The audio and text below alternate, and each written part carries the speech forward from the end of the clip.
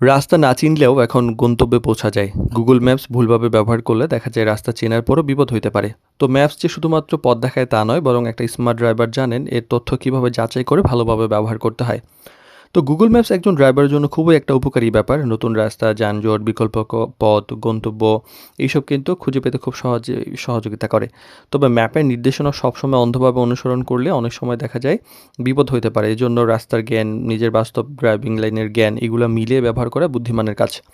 তো driver portability steering lab সিরিজের driving লাইনে গোপন সত্য বিষয়ক আলোচনায় 63তম পর্বে আজকে কথা বলবো যে গুগল ম্যাপসের ব্যবহার করার সঠিক কিছু টিপস। প্রথমত, গাড়ি চালানোর সময় আগে রুটটা দেখে নেবেন। যে গাড়ি চলার সময় বারবার ফোনের দিকে তাকালে কিন্তু যাত্রার শুরুর আগেই গন্তব্য, সম্ভাব্য রুট এগুলা যাচাই না করলে দেখা যায় ঝামেলা হতে পারে।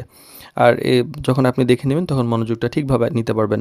আর ভয়েস নেভিগেশনের একটা অপশন আছে। সম্ভব হলে ফোনের স্ক্রিনের দিকে বারবার না থেকে ভয়েসের নির্দেশনা অনুসরণ করুন। তো গাড়ি চালানোর সময় হাতে ফোন রাখা বা স্ক্রিনে মনোযোগ দেওয়ার কখনোই কিন্তু ভালো ব্যাপার না এবং এটা নিরাপদ না। আর বিকল্প রাস্তা দেখলেই সেটা বারবার বেছে নেবেন না। ম্যাপসে অনেক সময় দেখা যায় দ্রুততম রাস্তা হিসেবে সরু রাস্তা, অপরিচিত গলি এমন পথ দেখাতে পারে যেগুলো আপনার চলাচলে অসুবিধাজনক হতে পারে। তাই রুট দেখার পাশাপাশি রাস্তার অবস্থা বিবেচনা করে তারপর সিদ্ধান্ত নিন। আর রাস্তা নির্দেশনা এবং বাস্তব পরিস্থিতি মিলিয়ে নেওয়া দরকার। ম্যাপস বলছে যে সামনের দিকে আগায় যান, কিন্তু রাস্তা বাস্তবে বন্ধ, যান চলাচল হয়তো সীমিত।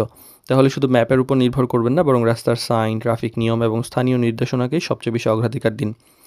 আর যাত্রার আগে ট্রাফিক পরিস্থিতি দেখে নেওয়া উচিত। গুরুত্বপূর্ণ ডিউটি বা ভিআইপি যাত্রা হলে বের হওয়ার আগে যানজটের অবস্থা দেখে কিছুটা অতিরিক্ত সময় হাতে নিয়ে রাখুন। এতে হয় কি, জ্যামের কারণে পুরো সময়সূচিটা আপনার নষ্ট হবে না। আর নেভিগেশনকে সহায়ক হিসাবে ব্যবহার করুন, কিন্তু বিকল্প হিসেবে না। একজন ড্রাইভার আসলে নিজের রাস্তার জ্ঞান ব্যবহার করবেন, গুগল ম্যাপসকে অতিরিক্ত সহায়ক হিসাবে দেখবেন। কারণ প্রযুক্তি পথ দেখাইতে পারে, কিন্তু সঠিক সিদ্ধান্ত নেওয়ার মালিক কিন্তু ড্রাইভার। তো গুগল ম্যাপস আপনাকে পথ দেখাতে পারে ঠিক আছে, কিন্তু নিরাপদে সেই পথে পাড়ি দেওয়ার দায়িত্ব কিন্তু আপনার। তাই প্রযুক্তির সুবিধা নিন ঠিক আছে, তবে চোখ রাখুন রাস্তায়, মেনে চলুন ট্রাফিক নিয়ম এবং সিদ্ধান্ত নিন বাস্তব পরিস্থিতি বুঝে।